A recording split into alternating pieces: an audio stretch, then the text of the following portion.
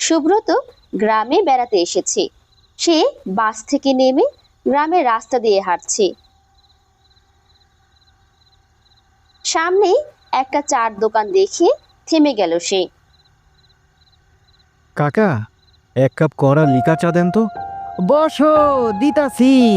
তা এবার এতদিন পর গ্রামে আইলা? ছুটি পাইনি কাকা, এবার অফিসে অনেক বলে বলে ছুটি নিলাম। তা গ্রামের কি অবস্থা? রাস্তাঘাট কেমন যেন শুনশান লাগছে। গ্রামের আর কি অবস্থা হইব, বিকাল নামলে গ্রাম জনমানব শূন্য হইয়া যায়। কেন? এর কারণ কি? আগে তো এমন ছিল না। কি জানি বাবা, সবাই নাকি ভূতের ভয় লাগে। তোমার ভূতের ভয় নেই বুঝি? তুমি দেখি দোকান খুলে রেখেছো এখনো। আমি দোকান বন্ধ কইরা নিছি, আমারে ভূত কিছুই করতে পারবো না। বন্ধ করা কি? এ আবার কেমন জিনিস কাকা? প্রথম শুনলাম। ভূতে কোনো ক্ষতি করতে পারবো না। ভূতের ভয়? ধুরো কাকা, এখন এসব ভূত টুত আছে নাকি? যাই হোক, আমাকে এক প্যাকেট বিস্কুট আর চানাচুর দাও তো। সুব্রত চা খাওয়া শেষ করে বিস্কুট নিয়ে আবারও রওনা দেয়। সুব্রত হাঁটতে হাঁটতে খেয়াল করে পথে কোনো মানুষ নেই। গ্রামের বাড়িগুলো সব বন্ধ। এ কি অবস্থা! বিকেল বেলাতেই গ্রামে এমন নিস্তব্ধতা! রামু কাকা তো ঠিকই বলেছেন তাহলে। বাড়ির গেট ঠেলে ভিতরে ঢুকে সুব্রত আর কিছু না বলে ঘরে চলে যায়। এ কি বাবা সুব্রত, তুই এতদিন পর মায়ের কথা মনে পড়লো বুঝি? মনে তো সব সময় পড়ে মা, কিন্তু কি করব বলো, অফিস থেকে যে ছুটি পাই না। ঠিক আছে বাবা, তুই ঘরে যা, ফ্রেশ হয়ে নে, আমি তোকে খেতে দিচ্ছি। আচ্ছা মা, পুরো গ্রাম এত চুপচাপ কেন? রাস্তায় কেউ নেই যে, দোকানে কেউ নেই, সকলেরই বাড়ি এই বিকেলেই আটকে রেখেছে। এই গ্রাম এখন আর আগের মতো নেই রে বাবা। কিন্তু কেন? কোনো সমস্যা আছে কি? সন্ধ্যা নামতেই সবাই ঘরে ঢুকে যায়।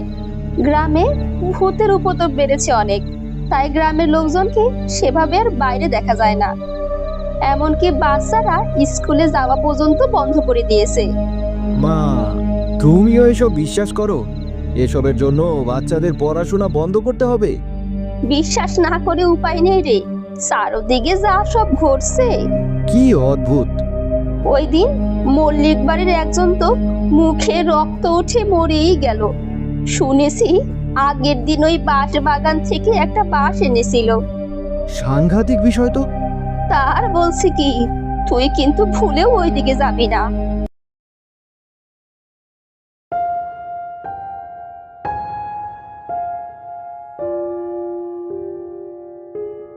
কাকা, কাল থেকে দেখছি গ্রামটা কেমন নিস্তব্ধ হয়ে গেছে। সন্ধ্যার আগেই পুরো গ্রাম ফাঁকা হয়ে যায়। ব্যাপারটা আসলে কি? এক বৃদ্ধ ধীরে মাথা তুলে সুব্রতর দিকে তাকায়। সুব্রত নাকি রে? তুই তো অনেক দিন পর গ্রামে এলি, তাই কিছু জানিস না রে বাবা? এই গ্রামে বাঁশবাগানের ওদিকে সূর্য ডোবার পর অশরীরী আত্মা নেমে আসে। যাকে পায় তাকেই ধরে, তাই কেউ বিকেলের পর ওই ঘর থেকে বের হয় না। আমি অবাক হচ্ছি এই ভেবে যে গ্রামের সকলেই এসব বিশ্বাস করছে। বিশ্বাস না কইরা উপায় আছে? আমার ভাই বই তো গত শীতেই ভূতের আসরে মইরা গেল। আমি নিজেই তো ওই ভূতের খপ্পরে পড়ছিলাম। বাবা গো, কি ভয়ঙ্কর সেই অভিজ্ঞতা! এগুলো শুধু কুসংস্কার, আর তোমরা সেগুলোই বিশ্বাস করে বসে আছো। ঠিক আছে, আমি নিজের চোখেই এই ভূতকে দেখতে চাই। দেখার চেষ্টা করিস না বাবা, মনে রাখিস বাঁশবাগানের ছায়া কিন্তু কারো ভালো চায় না। আমি চেষ্টা করবই, নিজের চোখে না দেখলে বিশ্বাস হবে না। ভয় লাগলেও আমার সাহস প্রচুর আছে। কিন্তু সুব্রত, রাতের বেলা সেখানে যাস না, ওরা অনেক শক্তিশালী। তুই একলা কি করতে পারবি? কাকা, আমি সাবধানে যাব, আমাকে নিয়ে কোনো চিন্তা করো না। আমি শুধু চাই সত্যিটা নিজের চোখে দেখতে। পরিস্থিতি জটিল হলে এই মন্ত্র পাঠ করবি। নে, এটা পকেটে রেখে দে। ঠিক আছে কাকা, ঠিক আছে, তুমি কোনো চিন্তা করো না, দেখবে আমার কিছুই হয়নি। সচেতন থাকিস সুব্রত, ছায়া কেবল ভয় দেখায় না, তাকে একেবারে নিঃশেষ করে দেয়। ঠিক আছে, এবার রাতের আলোয় আমি বাঁশবাগানের রহস্য উন্মোচন করবই। আসলেই সেখানে কোনো ভূত আছে নাকি মানুষের এসব ভ্রান্ত ধারণা? সুব্রত সেখান থেকে বাড়ি ফিরে আসে।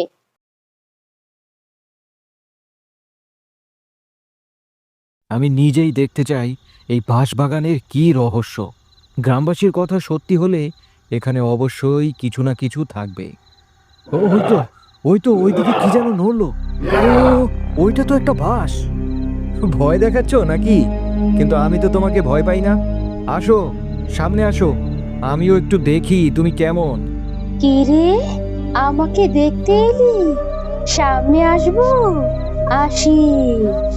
তুই তো অনেক ডাকলি, কেউ ডাকলে আমি তারে ডাকে সাড়া না দিয়ে থাকতে পারি না। এই তুমি কে? আমার সামনে এসে দাঁড়ালে কেন? ঠিক আছে, কিন্তু তুমি সবাইকে এভাবে ভয় দেখাচ্ছ কেন? তারা আমার পরিবারকে ধ্বংস করেছে, আমি তাদের বেঁচে থাকতে দেব ভাবছিস? তুমি আমার কাছে আসছো কেন? দূরে যাও, প্লিজ দূরে যাও। তোমার চেহারা এমন কেন? আমার ভীষণ ভয় করছে। আমি কাউকে আঘাত দিতে চাই না, শুধু ভয় দেখাই, আর তাতেই তোদের মতো মানুষেরা ভয়ে পালায়। ঠিক আছে, আমি বুঝতে পারছি তুমি ক্ষিপ্ত নও, তাই তো? শুধু নিজের নিরাপত্তা চাও। তাহলে তুমি মানুষের ঘাড় মটকে দাও কেন?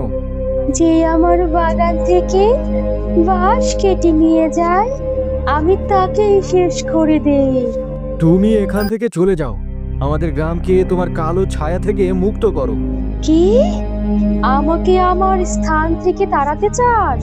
এই বলে ছায়াটি তার লম্বা হাত বাড়িয়ে দিল সুব্রতর দিকে।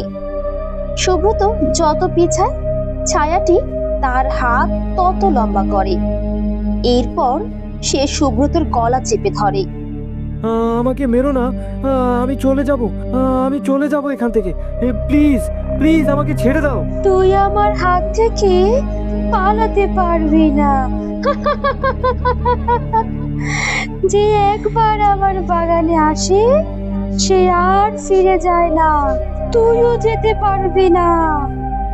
না, প্লিজ, আমি আর তোমাকে তাড়াতে চাইবো না। প্লিজ প্লিজ আমাকে ছেড়ে দাও। তোর কোনো ক্ষমা নেই, খুব তো বলেছিলি এসব ভূত বলতে কিছুই হয় না। এখন বিশ্বাস হলো তো? তোর ঘাড় মুচকে তোর গরম রক্ত পান করব আমি। সুব্রত মন্ত্র পড়তে শুরু করলো। ধীরে ধীরে ছায়াটির শক্তি কমে আসতে লাগলো। সেই সুযোগে সুব্রত দৌড়াতে শুরু করলো। দাঁড়া দাঁড়া বলছি, তুই আজ আমার হাতেই শেষ হবি। এইবার তুই আমার হাত থেকে পালাতে পারলি, কিন্তু পরের বার তোর ঘাড় আমি ঠিকই মটকে দেব। সুব্রত দৌড়ে বেরিয়ে এলো বাঁশবাগান থেকে। এরপর হাঁপাতে হাঁপাতে এসে থামলো ঘরের উঠোনে সুব্রতর মা দাঁড়িয়ে। উফ, খুব জোর বেঁচে গেলাম। শেষে যদি মন্ত্রটা না পড়তাম তাহলে এতক্ষণে আমি ওই ছায়ার পেটের মধ্যে বাস করতাম। কি ভয়ানক বাবারে বাবা। সুব্রত, ও সুব্রত, এত রাতে কোথায় গিয়েছিলে রে বাবা? আর এভাবে হাঁপাচ্ছিস কেন? মা, মা, আমি আজ খুব জোর বেঁচে গেছি গো। আমি ওই বাঁশবাগানে গিয়েছিলাম। বলিস কি রে? কেউ এমন দুঃসাহস দেখায়? শিগগিরই ঘরে আয় বাবা, ওই ছায়া এখনো তোর পিছু নিতে পারে। মা, ওইখানে একটা ভয়ানক ছায়া থাকে গো। ওর সামনেই পড়েছিলাম। সে গ্রামের লোকদের ভয় দেখায়। ওর লম্বা হাত আমার গলায় বসিয়ে দিয়েছিল। আমি অনেক কষ্টে পালিয়ে এসেছি। হায় বিধাতা, এ কি কাণ্ড করেছিস সুব্রত? কপালের জোরে বেঁচে ফিরলি রে বাবা। কাল সকালে তুই গ্রাম থেকে চলে যাবি। সেটাই করতে হবে। আমার ভয়ে এখনো হাত কাঁপছে। আসলেই আসলে সেখানে একটা ভয়ানক জিনিস আছে মা। আমি ভ্রান্ত ধারণা ভেবেছিলাম, কিন্তু কিন্তু ও তো অনেক ভয়ানক। এরপর সকাল হতেই সুব্রত গ্রাম ছেড়ে চলে যায়।